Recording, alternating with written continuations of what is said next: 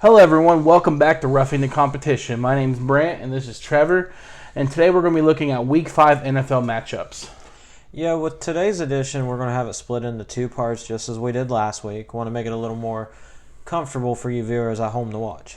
Now, with that said, we're going to kind of kick things off right away here and take a look at this Indy versus New England matchup tomorrow night.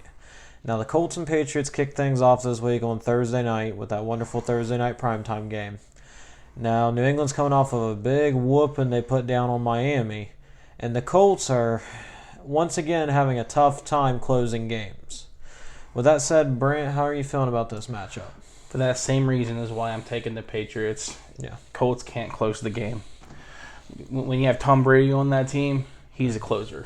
Yeah. That's all he does. And with a actual number one running back in that New England with Sony Michel, I think they're going to get this done. I think they're going to win this pretty handedly. Yeah. Yeah, I'm not too different on you. I mean, I got New England rocking it out. I mean, Brady just put on a performance last week. Now, it doesn't show in the stat box, but there was just complete control there as the general.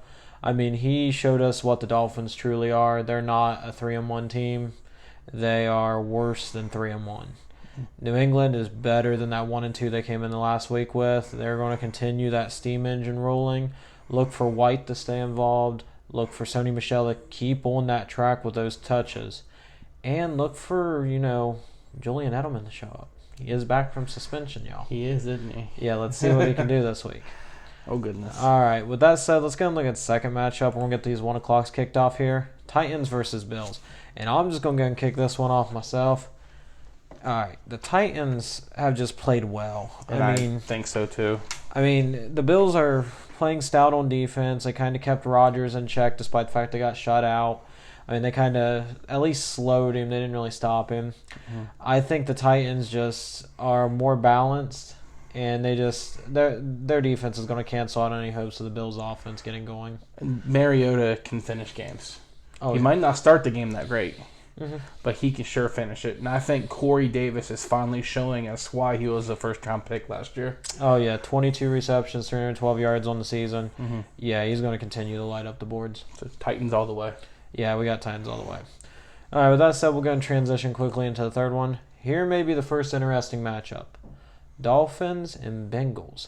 Now, the Dolphins got shellacked last week by New England. There isn't a description for that type of beatdown. The Bengals, meanwhile, put out that last-second thriller in Atlanta. Now, with that said, what are you seeing here, Brand? I know the Bengals are in your division, so... I'm going with the Cincinnati Bengals. Yeah? I just think they're way too talented on offense, and I don't think Miami has the defense to be able to stop A.J. Green. Yeah. I know Joe Mixon's still hurt. He's questionable for this game, and I think Bernard's actually questionable as well. Yeah, he was questionable last week. It should just be typical veteran rest days. So it's Bernard all the way again, A.J. Green, Tyler Boyd. I just think that offense is way too much. Yeah, I'm in the same boat as you. I mean, I'm on with the Bengals here. It's that offense. I know they lost Eifert last week. That injury is gruesome. Please do not watch that video. You will cringe. I did a few times. Yeah. But, I mean, once again, the Bengals are just getting it done right now. And they had a close win last week against Atlanta, once more proving that this is a team who is learning how to close the gap in these close games. They're learning how to find the W. I think that continues here with the Dolphins. The Dolphins just aren't a good team. New England exposed them, and they're going to be closer to 3-13 than they are to even 9-7. I 100% agree. Yep. So let's go and transition, look at some other AFC North rivals here. The big matchup, the Browns versus the Ravens. Now, the Ravens got that big win for them over the Steelers, kind of getting that monkey off the back. Don't remind me. I know, you're cringing. I'm sorry. But the Browns, heartbreaking loss in Oakland. A lot of people are blaming the refs in this case. Whether fair or foul, once again, is that the Browns kind of suffering the same old fate the Browns always do. With that in mind, though, what are you seeing here, Brant? I think Baker can win this game. Yeah. It's back in Cleveland, and they technically haven't lost in Cleveland yet. They have that one tie. Yeah, they have a tie and they have a win. Yeah, so they haven't technically lost in Cleveland yet. So I think Baker goes back home, gets it done against the Ravens. I don't think that Ravens offense looked that great against a very bad Steelers secondary. I mean, they only scored, was it 14 offensive points? Yeah. So that's not that great, and I think that Browns defense is a lot better than the Steelers defense right now. So that's where I'm going with that. I'm thinking the Browns. Well, let me put it this way. Congrats, Cleveland, you have a win. Congrats, you have a quarterback. Congrats, your running backs looked great last week.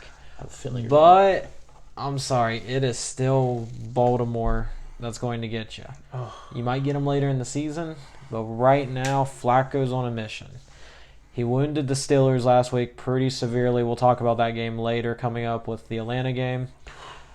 I just think, though, that right now the Ravens and the Bengals are going to try and match each other, basically move for move. And they know the Bengals probably have a softball game with the Dolphins.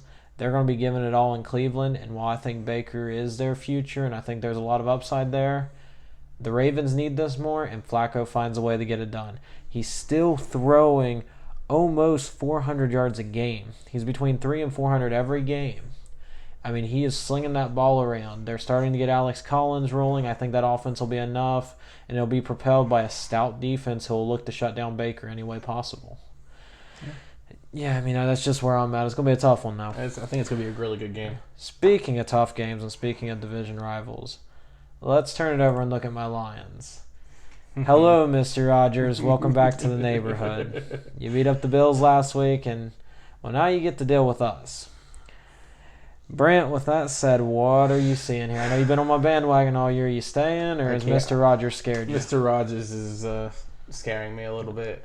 Yeah. He always wins in Detroit. I don't think it's ridiculous. Yeah. He's going to have probably Geronimo Allison and Randall Cobb out of this game. Yeah. But I still think he's going to pull out the win. It's because he's magical. Yeah. And I hate to say it because your Lions have played decently well last few weeks. Yeah, last week was a heartbreaker, but still we were in that fight the whole time. Yes. And I think you guys are going to stay in this game. Yeah. But I just think Aaron Rodgers is going to pull off one of those late drives. Late drives. Well, let me tell you something about late drives. And let me explain to you why finally the monkey comes off the back. Now, we have beat Green Bay before, but it's been a long time since we beat Green Bay with a healthy Rodgers. And guess what? It's happening. And let me explain to you why with my little board here. As you saw, it was missing from the front. I didn't leave it, though. Golden Tate is great. Okay, we saw it last week. He took over the Dallas game. He did. I mean, he did everything he could in that one to ensure... Thank you, Golden Tate. Yeah, I know. You love him from a fantasy perspective. I actually benched him for once and regretted it. But that's beside the point. Stafford is the king of the fourth quarter comeback. Now, with that said, Mr. Rogers has proved time and time again Detroit's his homeland for the fourth quarter, but I think Stafford gets it done here, and he is going to have to rally the troops late. The defense will hold up just enough, and Stafford will, for once in his career, outdo Aaron Rodgers. So for fantasy... Actually, no. I like Tate in this one. I like Kerryon Johnson more. Ooh. It is time to wake up, Patricia. It is time to wake up, Jim Bob. The man has 38 carries for 216 yards this season. That is 5.7 yards per rush. Feed him. Oh. Feed him. That is You good. gave him the opening carry, got 32 yards last week, and then it was just spotty touching the rest of the way. Feed the man and watch what he can do. Well, I have Mr. Jimmy Graham finally getting going with Geronimo Allison and Randall Cobb out. Not a bad idea. Not a bad idea. All right, so now that I'm off my soapbox, let's look at another interesting matchup. Jets and Broncos. Now, the Broncos and Jets come into this one where the Broncos are coming off a tough loss to KC. The Jets have kind of been teetering downwards. They got beat up by the Jags last week. Mm-hmm. What are you seeing here, Brant? I got Denver winning this game. Denver played that tough game against the was it who they played last week? What was it, Denver? Chiefs. Yeah, Chiefs, that's right, Chiefs. I was thinking about it. But anyways, the Chiefs are a really great team, and it took a fourth quarter comeback for Mahomes to win that game. Yeah. And the Jets aren't that good. Yeah. So I think kind of just play it there. I think Broncos are going to take this game really easily. You know, I can see that. I'm in the same boat. I mean, it's the Broncos, baby. The Jets just don't have it together yet. There's a lot of talent there. We'll see if they finally find their way to getting it together, but I don't think they will. In this matchup, there's only two things I want you to watch. That Broncos offense, I think, is going to have a decent day. Watch the running back Lindsey. Watch receiver Sanders. Sanders is Keenum's favorite target. They do some interesting things with him out of the backfield. I think he has a solid day. Yeah. So let's move on to the scary matchup. All right, I'll go and kick this one off. I know you're over there. Just start. Just start? Just start? Oh, let's just go and get it out of the way. Dirty Birds, baby. Now, here's why. Okay, let's keep it simple. Your Steelers are struggling. They are. But so are the Falcons. They're 1-3. And they've had as many heartbreaking losses, if not more heartbreaking losses than yourself. I mean, the Saints in overtime. We watched last week as the Bengals still won in the final seconds. Maybe a lot to do with the fact they don't have a free safety or even their backup free safety. They're on a third string. Now, this is why I think this game's interesting. It's going to be a shootout. Every game with the Steelers this year has been a shootout. Ben gets his numbers. Matt Ryan's getting his numbers. But guess what? The Falcons need this more. They got to keep pace with their division. And I think they're hungrier more, and I think they're going to win just in the final seconds. I mean, losses to the Bengals by 1, the Eagles by 6, the Saints by 6 in overtime. They are freaking sick of losing. And it ends this week. They win right here, big win for them. I agree with you. You agree 100%. with me? But my fandom's just, my pride's taking me. Yeah? I think Steelers have all the talent in the world. They really do. Mm-hmm. As you can see, I put the Le'Veon Bell jersey back on. Yeah. Week 7 during the bye week, week 8. Mm-hmm. Maybe we get it rolling then. But I don't really have a good excuse on why I'm picking the Steelers. I gotcha. But I can't let it go. Yeah. I have to. I understand. I mean, I'm in the same boat with the Lions. All right, but with that said, I'm not going to pick on him anymore.